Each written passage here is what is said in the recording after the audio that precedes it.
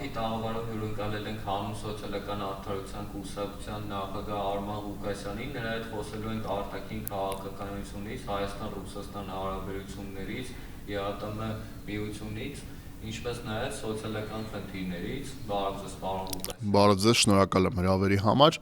Հայաստանը վերջերս կնքեց ռազմավարական գործընկերության փաստաթուղթ Գերմանիայի հետ եւ դրանից առաջ Հայաստանը կնքել է նմանատիպ փաստաթուղթ Եվրոպական միության հետ։ Եվ իհարկե որպես ՀՀ քաղաքացի, որպես հասարակական քաղաքական գործիչ ես կողմ եմ, որպեսզի Հայաստանը զարգացնի իր հարաբերությունները տարբեր երկրների հետ, տարբեր աշխարհաքաղաքական կենտրոնների հետ, սակայն մենք պետք է հասկանանք որոշակի նրբություններ եւ իհարկե պետք է օբյեկտիվ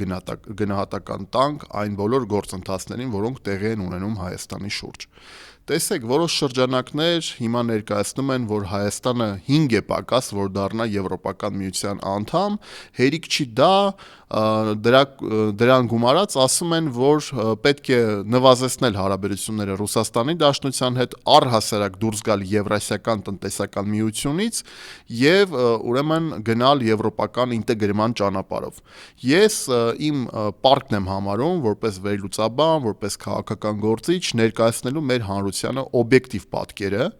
Ուզում եմ նշեմ հետևյալը, որ 2 օր առաջ Չեխիայի դեսպանը Հայաստանում ուղիղ հայտարարել է, որ Հայաստան-Եվրոպական միություն հարաբերությունների շրջանակներում չկա օրակարգ Հայաստանի Եվրոպական միության դառնալու, այսինքն այդ հարցը առհասարակ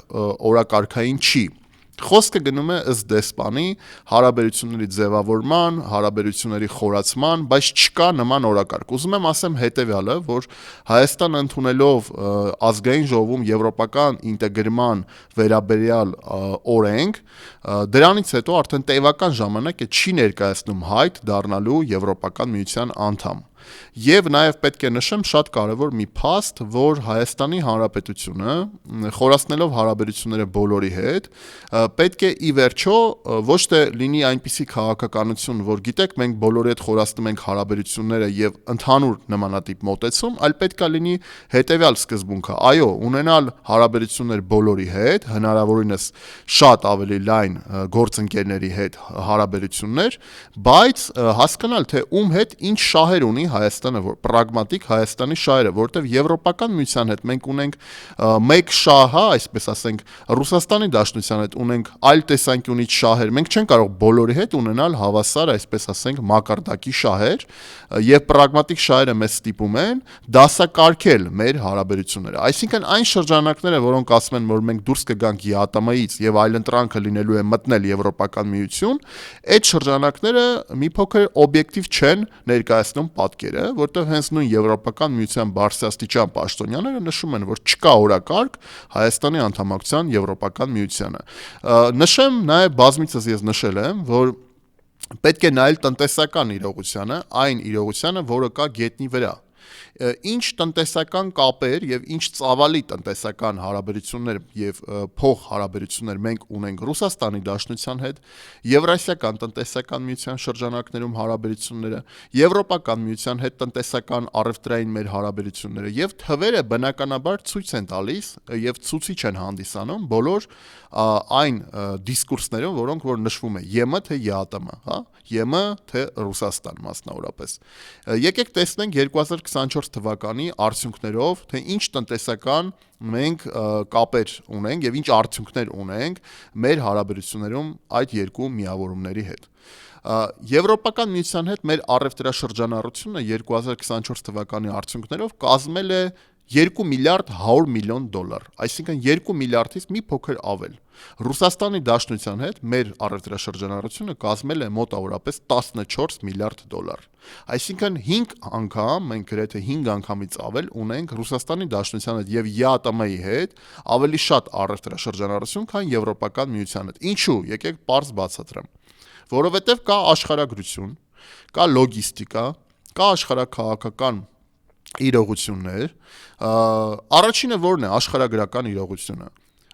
որտեղ է գտնվում Եվրոպական միությունը եւ որտեղ է գտնվում Ռուսաստանի Դաշնությունը, հա, այսինքն մեր ապրանքները 85% գյուղատնտեսական գնում են դեպի Ռուսաստան, Ինչու են գնում դեպի Ռուսաստան, որովհետև լոգիստիկ հարցերը իրենք ամեն ինչ ցույց են տալիս եւ աշխարհագրական մեր դիրքը։ Ռուսաստանը մոտ է,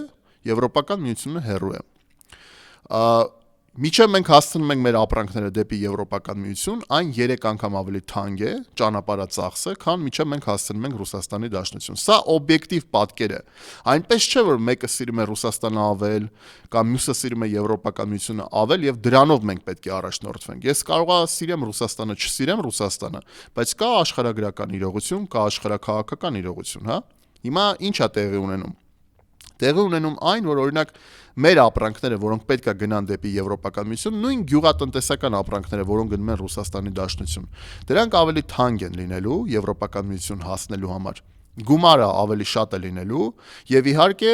մեր ապրանքները չեն լինելու մրցունակ։ Էլ չեմ ասում եվրո չափանիշների մասին, որ ամեն ինչ պետք է լինի եվրոպա չափանիշներին համաձայն։ Դա նշանակում է մենք օրինակ մեր գյուղատնտեսական բոլոր ապրանքները եւ այլն համաձայնացնենք եվրոպական չափանիշներին, հա, այսինքն 0-ից սկսենք, բերենք նրան, որ այդ ապրանքները լինեն այդ չափանիշներով, ինչը շատ մեծ ծախս է եւ առհասարակ ժամանակի շատ լուրջ կորուստ է։ Հիմա մենք այս առումով այս իրողությունը ունենք։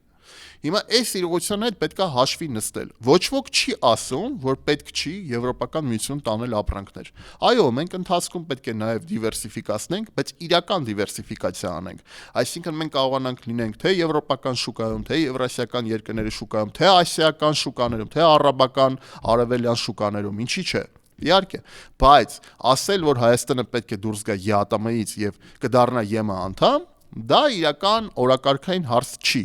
Ավելի շատ այդ հարցը, այդ շրջանակները փորձում են քաղաքականացնել, բայց չի կարելի մեր ժողովրդի հաշվին, մեր ժողովրդի ճակատագրի, բարեկեցության, առհասարակ սոցիալական մեր հասարակության սոցիալական մակարդակի հաշվին անել այդ քաղաքական հայտարարությունները։ Չի կարելի եւ պետք է ասել, որ իրականում հենց եվրոպական բարձրաստիճան պաշտոնյաներն են դա ասում, ոչ թե մենք ենք դա ասում։ Երկրորդը, Ռուսաստանում տեղի է ունենում Եվրասիական տնտեսական միության հետ կապված միջոցառում, եւ այդտեղ մասնակցում է նաեւ Նիկոլ Փաշինյանը, եւ երեք այդ միջոցառման ժամանակ Նիկոլ Փաշինյանը հայտարարել է, որ Հայաստանը չունի ինքնանպատակ դուրս գալու Եվրասիական տնտեսական միությունից, բայց միաժամանակ Հայաստանի նպատակն է անդամակցել Եվրոպական միությանը։ Ալեքսեյ Օվերչուկը, որը հանդիսանում է Ռուսաստանի փոխվարչապետ, երեք հայտարարեց հստակ, որ Հայաստանը պետք է անի ընտրություն։ Իդեպ այս հարցի շուրջ նաև Եվրոպական միության անդամ երկրների բարձրաստիճան պաշտոնյաները ասում են, որ Հայաստանը չի կարող լինել թե կամ համ ԵԱՏՄ անդամ, համ ԵՄ անդամ։ Այսինքն ոչ թե երկու կողմերը Ռուսաստանը եւ Եվրոպական միությունը ուղղակի քաղաքական հայտարարություններ են անում, այլ դա երկու իրար հակասող մաքսային միավորումներ են եւ այդ առումով իսկապես հնարավոր չի լինել երկու միավորումների անդամ։ Հիմա Նիկոլ Փաշինյանն ասում է մենք չունենք ինքնանպատակ դուրս գալու ԵԱՏՄ-ից, բայց ունենք նպատակ դառնալու ԵՄ անդամ։ Երբ Նիկոլ Փաշինյանը դա հայտարարում է, դա նշանակում է, որ եթե մենք ունենք նպատակ ԵՄ անդամ դառնալու եւ գնում ենք այդ ճանապարհով, դա ավտոմատ կերպով նշանակում է դուրս գալ ԵԱՏՄ-ից, հա։ Եվ դրա համար կարծում եմ, որ Հայաստանի կառավարությունը պետք է հստակ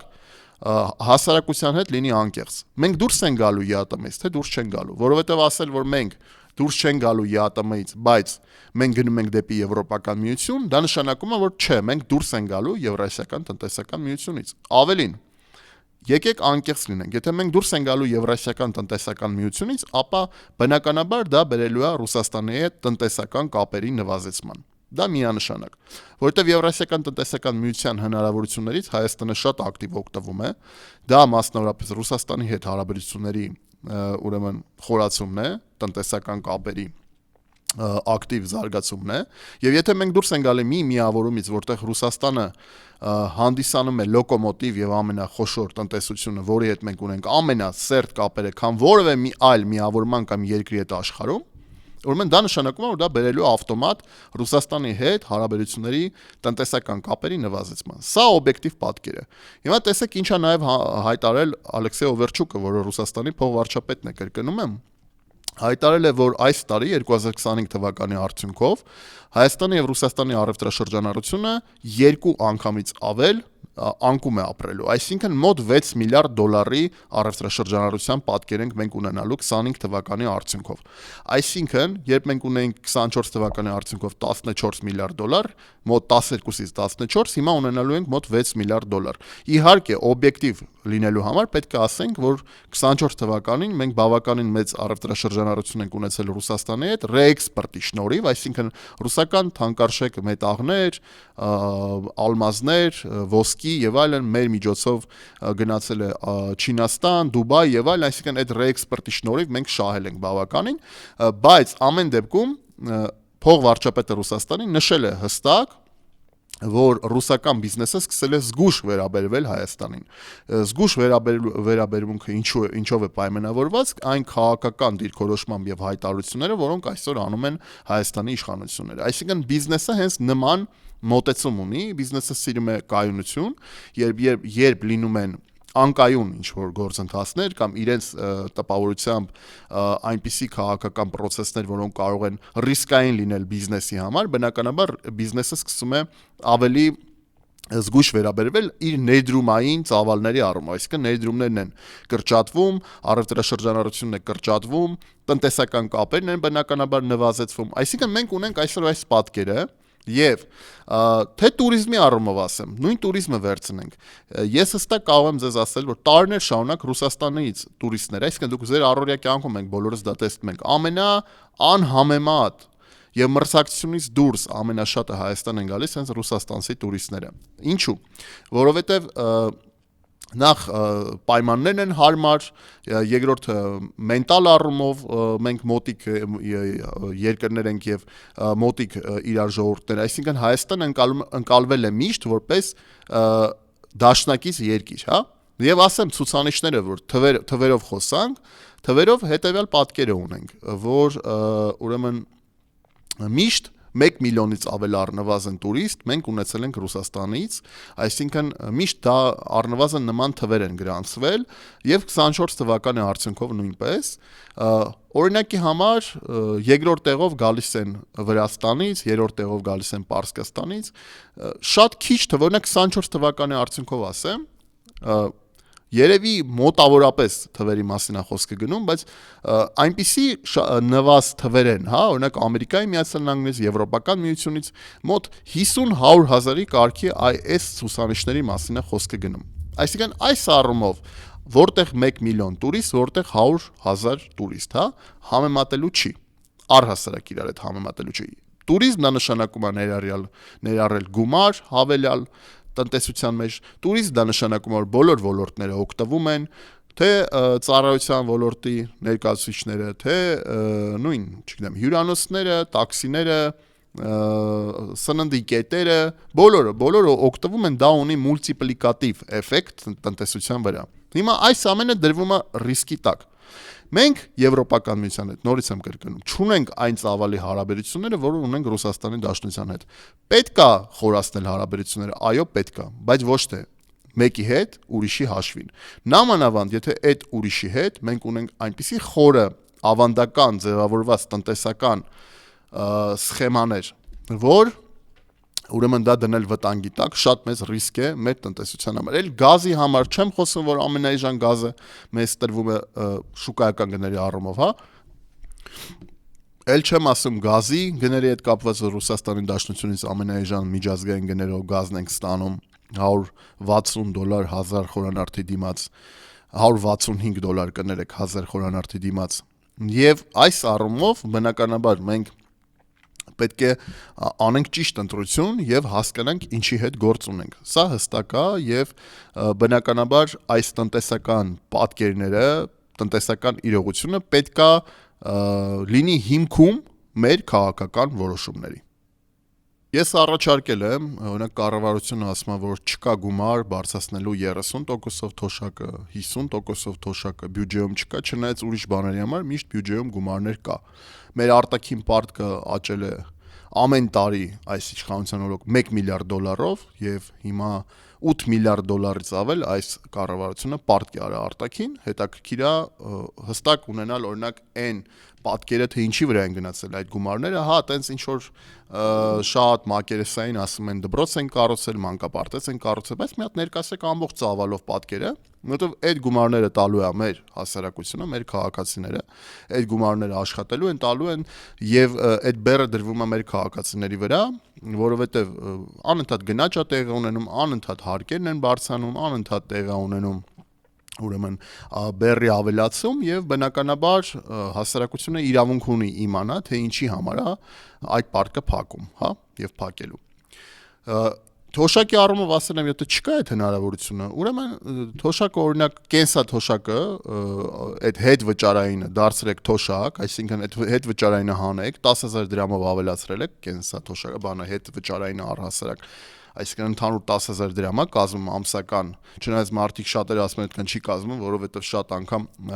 տեխնիկական շատ լուրջ խնդիրներ կա, նույն բանկեր կան, որ չեն այդ ծրագրի հետ կապված որևէ առնչություն չունեն եւ այլն եւ այլն։ Ասել եմ տվեք հասարակությանը մեր հարգարժան թոշակառուներին ուրեմն 13-րդ թոշակ։ Հավելյալ թոշակ նոր տարուց առաջ տվեք մեր հարգարժան տարեցներին, դա կլինի փոքրիկ աջակցություն, բայց դա կլինի շատ կարևոր աջակցություն եւ այդ գումարը գոնե բյուջեում հաստատ կա, հա, տալու։ Օրինակ 13-րդ աշխատավարձ ոնց են տալիս։ Այն նույն սկզբունքով տանք 13-րդ թոշակ, հավելյալ տարվա մեջ 1 թոշակ նոր տարուց առաջ մեր թոշակառուներին։ Եվ դրա հետ զուգահեռ արեք այդ հետ վճարայինը սարքեք թոշակի բարձրացում։ Հիմա եթե դա էլ չեք անելու, դա էլ չի արվելու, բա ինչ է արվելու մեր թոշակառուների համար։ Անընդհատ նշել, որ այդ հետ վճարայինն է արվում եւ 50%-ից ավել թոշակառուների դրանից չի օգտվում, եթե հարցնենք թոշակառուներին, թոշակառուները անընդհատ այդ հարցը բազմիցս բարձրաձայնում են եւ իրանց կամքն են արտահայտում, իրանց ցանկությունն են ասում, որ պետքա թոշակը այդ հետ վճարայինը դառնա թոշակի բարձրացում, հենց թոշակի բարձրացման տեսքով։ Դա պետք է արվի, որովհետև եթե դա չի արվում, ուրեմն թոշակառուների համար գրեթե ոչինչ չի արվում։ Ես սա փաստ է։ Եվ առհասարակ, նորից եմ կրկնում, մեզ պետքա մի բան հասկանալ, հա, սոցիալ-տնտեսական քաղաքականությունը կառավարության, որն է։ Այսինքն, եթե մենակ ասել, որ մարդիկ լավ են ապրում, բայց չանել օրինակ այդ փոփոխությունները, չբարձրացնել աշխատավարձները, բայց անընդհատ գնաճ լինի, չբարձրացնել թոշակները, բայց անընդհատ գնաճ լինի, չբարձրացնել նպաստները, բայց անընդհատ գնաճ լինի, դա ինչին է բերելու։ Դա բերելու է կյանքի, արդեն բերել է կյանքի կտրուկ վատացման, աղքատության թվի աճի, ծայրահեղ աղքատության թվի աճի եւ բնականաբար դա շատ լուրջ խորքային խնդիր է։ Եվ ժողովուրդը պահանջում է, թոշակառուները իրանց մասով են պահանջում, հասարակությունը իրանց մասով է պահանջում աշխատավարձների բարձրացում։ Օրինակ նվազագույն եւ միջին աշխատավարձը ինչու չի բարձրանում, եթե տեղի ունենում ամեն ամսվա ռեժիմով անընդհատ գնաճներ, անընդհատ։ Հիմա սա կառավարության գործառույթն է։ Ոչ թե կառավարության գործառույթն է արդարանալ, որ գիտեք $8 միլիարդ պարտք ենք վերցրել, բայց կառուցել ենք դպրոց եւ ճանապարհներ, այլ կառավարության գործառույթն է կյանքի որակը բարելավել, կյանքի որակը բարձրացնել, եւ դա հստակ արտացոլվում է եկամուտների աճի հետ, այսինքն եկամուտների աճի տեսքով, որտեվ չկա ուրիշ տարբերակ, եթե եկամուտները մնում են նույնն է, բայց լինում է գնաճ, ապա կյանքի որակը միայն վատանում է։ Սա է իրականությունը, սա է իրողությունը։ Ուրիշ իրականություն չկա եւ բացատրելու կարիք, արդարանալու կարիք նույնպես չկա, որովհետեւ մարդիկ ամեն օր զգում են իրանց վրա, իրանց առօրյա կյանքում, իրանց կյանքի որակի վատթարացումը։